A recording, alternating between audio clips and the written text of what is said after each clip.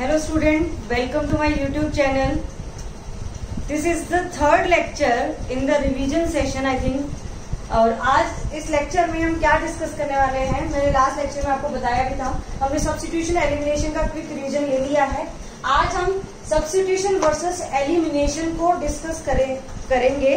तो स्टार्ट करते हैं अपना लेक्चर, सब्स्टिट्यूशन वर्सेस एलिमिनेशन। ये कॉन्सेप्ट क्यों यूज करना पड़ा, सबसे पहले तो हम ये समझ लेते हैं। एक्चुअल में क्या होता है, जब भी कंपाउंड में कोई भी एग्जांपल लेके मैं आपको क्लियर करती हूँ। If this is the example for any substitution reaction, for example this one, तो जब भी इस कंपाउंड में रिएक्शन होगी किसी भी न्यूक्लियोफाइल की प्रेजेंस में, तो क्या होगा, वन पॉसिबिलिटी क्या हो सकती है कि न्यूक्लियोफाइल क्या हो जाए, इससे अटैच हो जाए, मतलब कौन सी रिएक्शन हो जाए, न्यूक्लियोफिलिक सब्स्टिट्यूशन रिएक्शन हो जाए। क्लियर।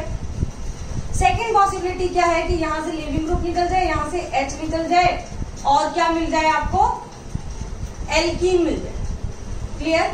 तो ऑलवेज क्या होता है, substitution and elimination reaction always क्या होती है, ड्यूरिंग द रिएक्शन हमेशा क्या होती है, कॉम्पिटिशन में होती है। किस टाइम कौन फेवर करेगा वो डिसाइड होता है रिएक्शंस की कंडीशन से। जैसा एनवायरमेंट होगा रिएक्शन में, उसके अकॉर्डिंग डिसाइड होगा कि रिएक्शन सब्स्टिट्यूशन होगी या रिएक्शन कौन सी होगी, एलिमिनेशन होगी। क्लियर।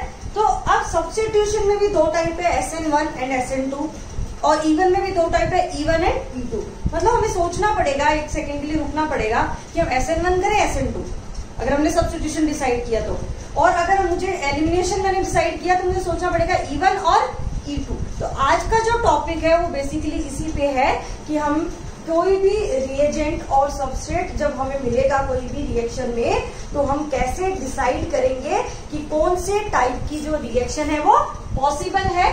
तो स्टार्ट करें लेक्चर को। तो अभी पता तो चल गया हमें। तो देखो, सबसे पहले लेते हैं, मैं आपको कंडीशन बताती हूँ। अपन डिस्कस करने वाले हैं किसको, substitution versus elimination. Substitution versus elimination.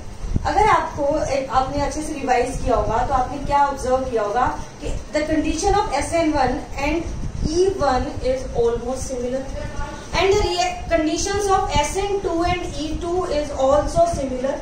Clear.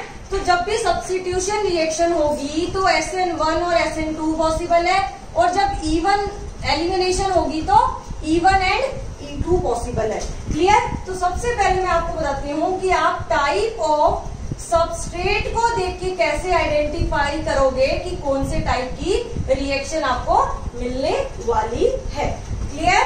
तो नंबर 1 मैंने लिया 1 डिग्री एल्काइल हैलाइड। ऐसा कोई कंपाउंड ले लिया मैंने जिसके पास जो ग्रुप क्या है 1 डिग्री है और उस पर लिविंग ग्रुप लगा हुआ है। तो ऐसे केस में रिएक्शन कौन सी पॉसिबल होती है, SN2 एंड E2 क्या होती है ऐसी कंडीशन में, पॉसिबल होती है। और अगर मैं बोलूं SN1 एंड कौन सी, E1, तो ये पॉसिबल नहीं होती, बिकॉज दोनों ही रिएक्शन में कार्बोकेटाइन इंटरमीडिएट होता है, और carbocation intermediate 1 degree alkyl halide का कभी भी स्टेबल नहीं होता। तो SN1 एंड E1 पॉसिबल नहीं होगी। अगर मैं बात करूं SN2 और E2, यहां तक हमने डिसाइड कर दिया कि जब एल्काइल हैलाइड होगा तो हम या तो SN2 करेंगे या करेंगे E2। इनमें भी अगर मैं बात करूं, then SN2 is always dominant then E2। SN2 always dominant होगी किससे, E2, एक्सेप्ट एक कंडीशन है, और वो कंडीशन क्या है, इफ न्यूक्लियोफाइल इज स्टेरिकली हिंडेड। अगर न्यूक्लियोफाइल स्टेरिकली हिंडेड हो, मतलब उस पर क्राउडिंग ज्यादा हो, उस केस में क्या हो सकता है, E2 जो रिएक्शन है वो ज्यादा डोमिनेंट हो सकती है। एक एग्जांपल लेके आपको बताती हूँ मैं। फॉर एग्जांपल ये मैंने लिया कंपाउंड इसकी हम रिएक्शन करा रहे थे इसके साथ CH3O- के साथ। तो ये जब रिएक्शन होगी तो रिएक्शन का प्रोडक्ट सब with the help of SN2 reaction back attack होके हमें ये मिलेगा। क्लियर। अब इसी कंपाउंड में अगर मैंने क्या किया, अगर मैंने न्यूक्लियोफाइल को स्टेरिकली हिंडेड कर दिया, न्यूक्लियोफाइल को स्टेरिकली हिंडेड करने के लिए मैंने टर्शरी ब्यूटॉक्साइड आयन ले लिया, बताया था कल के आया था टर्शरी ब्यूटॉक्साइड आयन। तो ये nucleophile due to its large size ये अटैक नहीं कर सकता इस पोजीशन पे, और अगर ये अटैक नहीं कर सकता तो ये किसकी तरह एक्ट करने लग जाते हैं, एक्ट एज ए बेस। और जब ये बेस की तरह एक्ट करेगा तो रिएक्शन का जो प्रोडक्ट होगा, मैं मेजर प्रोडक्ट की बात कर रही हूँ स्टूडेंट, मेजर प्रोडक्ट जो होगा वो क्या हो जाएगा, एलिमिनेशन का हो जाएगा। क्लियर। तो जैसे आपको क्वेश्चन में 1 डिग्री एल्काइल हैलाइड मिले, आपने उसी टाइम डिसाइड करना है SN2E2, E1 E2 कभी नहीं करना आपने, और ऑलवेज SN2 डोमिनेंट होगी E2 से, कंडीशन एक ही है जो मैंने आपको बता दी। क्लियर। अब अपन मूव करते हैं नेक्स्ट सबस्ट्रेट पे, that is 2 degree alkyl halide. इसको थोड़ा और हमें अच्छे से देखना पड़ेगा। 2 डिग्री एल्काइल हैलाइड कैसे होता है, देखो ये मैंने लिया 2 डिग्री RX, तो जब भी 2 डिग्री RX होगा उस केस में सब्स्टिट्यूशन भी होगी एंड एलिमिनेशन भी होगी। दोनों रिएक्शन क्या होती है इस केस में, पॉसिबल होती है। अब रिएक्शन टाइप, किस टाइप की रिएक्शन होगी ये डिपेंड करेगा किस पे, depends on reaction condition.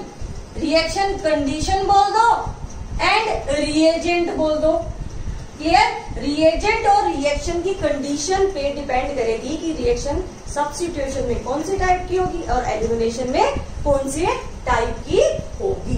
Clear. तो मैं आपको नंबर 1 कंडीशन बताती हूँ। Number 1 condition 2 degree alkyl halide के केस में अगर आपको वीक बेस दिया हुआ है, क्या दिया हुआ है, वीक बेस। वीक बेस मतलब आपको just like solvent, water, ethanol, methanol, ये सब अगर आपको गिवन है किसी भी रिएक्शन में, देन ऑलवेज कौन सी रिएक्शन, बताओ क्या लगाऊंगा यहाँ पे, SN1 रिएक्शन।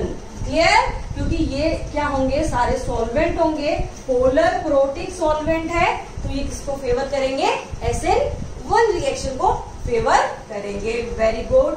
अब नेक्स्ट कंडीशन, अब मैंने क्या दे दिया, वीक बेस दिया, और उसके साथ देखो जब भी मैं कुछ बता रही हूँ ना SN1 या E2 जो भी, हमें हमेशा मेजर प्रोडक्ट की बात करते हैं, ये बात ध्यान रखना। अब वीक बेस के साथ हाई टेम्परेचर भी दे दिया, जैसे वाटर के साथ हीट दे दिया, या फिर मुझे इथेनॉल या मीथेनॉल के साथ हीट दे दिया। ऐसी कंडीशन में कौन सी रिएक्शन होगी, E1 रिएक्शन होगी। कौन सी स्टूडेंट, E1 रिएक्शन। क्लियर। एक एग्जांपल और अपन लेते हैं, मतलब यहाँ पे कंडीशन में आपको और बताती हूँ।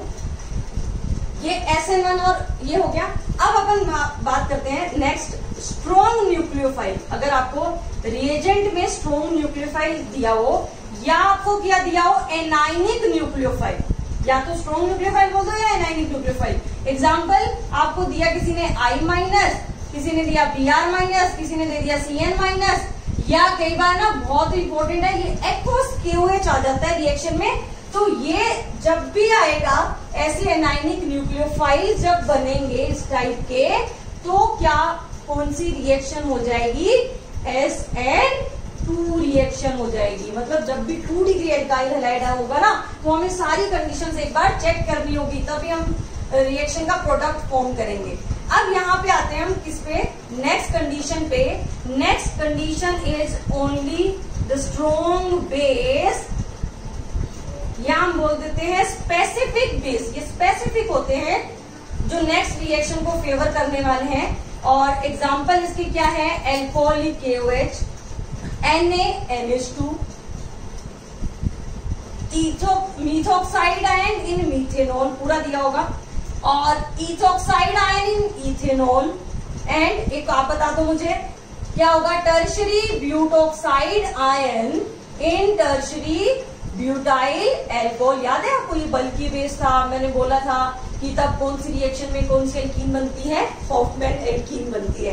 क्लियर? तो ये सारे जो रिएजेंट है जो अभी मैंने लिखा, ये सारे रिएजेंट कौन सी रिएक्शन को फेवर करते हैं, E2 रिएक्शन को फेवर करते हैं। यहाँ पे टेम्परेचर ना भी दिया हो तब भी रिएक्शन की कंडीशन ऑलवेज क्या बनती है, E2 बनती है। क्लियर हुआ स्टूडेंट? तो कभी कंफ्यूजन नहीं होगा। अब आपको 2 डिग्री एल्काइल हैलाइड, तो ये सारी कंडीशन आप चेक कर लेना। तो नेक्स्ट सबस्ट्रेट की तरफ मूव करते हैं। नेक्स्ट सबस्ट्रेट है अपना 3 डिग्री एल्काइल हैलाइड। नोट्स बना लेना आज, ये ना शॉर्ट नोट जो आप बनाते हैं ना रिवाइज करने के लिए लास्ट में, तो आज का लेक्चर बहुत बेनिफिशियल है आपके लिए। जब आप एग्जाम देने जाओ तो ये जरूर आप एक बार देख के जाना। नेक्स्ट अपन बात करते हैं 3 डिग्री एल्काइल हैलाइड की। तो 3 डिग्री एल्काइल हैलाइड में भी कौन सी रिएक्शन होती है, SN1 एंड सॉरी E2 नहीं E1, ये दोनों रिएक्शन इस कंपाउंड में पॉसिबल होगी, क्योंकि क्या होता है SN1 और E1 में कार्बोकेटाइन बनेगा, और कार्बोकेटाइन अगर बनेगा तो वो दोनों ही केस में क्या होगा, स्टेबल होगा, और स्टेबल होगा तो दोनों ही रिएक्शन क्या होती है, पॉसिबल होती है। अगर मैं बात करूं यहाँ पे SN2 एंड E2 रिएक्शन की, that is not possible. Clear?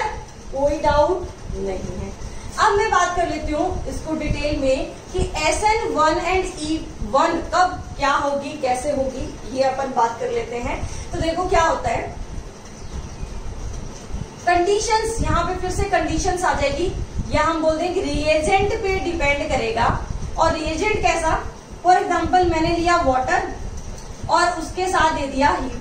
अगर हीट दे दिया तो जैसे टेम्परेचर हाई हो जाता है तो वो रिएक्शन कौन सी को फेवर करने लग जाता है, एलिमिनेशन को फेवर करने लग जाता है। तो यहाँ पे जो मेजर प्रोडक्ट बनेगा which is form by the reaction which is E1 reaction. और अगर आपको सिंपली ये वाटर, ये कुछ दिया हो, ये दिया हो, इथेनॉल दिया हो, तो उस केस में आप कौन सी रिएक्शन करोगे, SN1 रिएक्शन करोगे। दोनों में ही क्या बनता है, कार्बोकेटाइन, और कार्बोकेटाइन का हम क्या कर सकते हैं, रीअरेंजमेंट। रीअरेंजमेंट करना भूल मत जाना। अगर कार्बोकेटाइन में स्टेबिलिटी आने के चांसेस है तो आप स्टेबिलिटी लेके आओ, फिर उसके बाद आप रिएक्शन को परफॉर्म करो। क्लियर? तो आज पूरा उनको अच्छे से क्लियर हो गया कि कब हमें सब्स्टिट्यूशन करना है, कब एलिमिनेशन करना है। सबके मैंने मेजर प्रोडक्ट आपको बता दिए हैं। 1 डिग्री एल्काइल हैलाइड की कंडीशन कौन सी रिएक्शन नहीं होगी, एक बार रिवाइज करो। SN2 होगी क्या, SN2 और E2 होगी, SN1 और E1 पॉसिबल नहीं होगी। सिर्फ SN2 E2 होगी 1 डिग्री में। और अगर मैं बात करूं किसकी, 2 डिग्री एल्काइल हैलाइड की, तो 4 कंडीशंस बनी थी। 3 डिग्री में अभी अपन ने किया SN1 E1 होगी और SN2 E2 पॉसिबल नहीं होगी। Clear student? अभी तक अगर आपने और भी लेक्चर नहीं देखे हैं मेरे, तो प्लीज आप सब्स्टिट्यूशन और एलिमिनेशन के लेक्चर देखिए। आपको मैं लिंक इस डिस्क्रिप्शन बॉक्स में दे दूंगी इस लेक्चर के, और अच्छे से रिवाइज करते हुए चलो स्टूडेंट, कभी प्रॉब्लम नहीं आएगी। अब आप जैसे ये लेक्चर फिनिश करो, आप मिनिमम 30 क्वेश्चन आप प्लीज करो सब्स्टिट्यूशन और एलिमिनेशन के। Clear student? All the best, bye bye.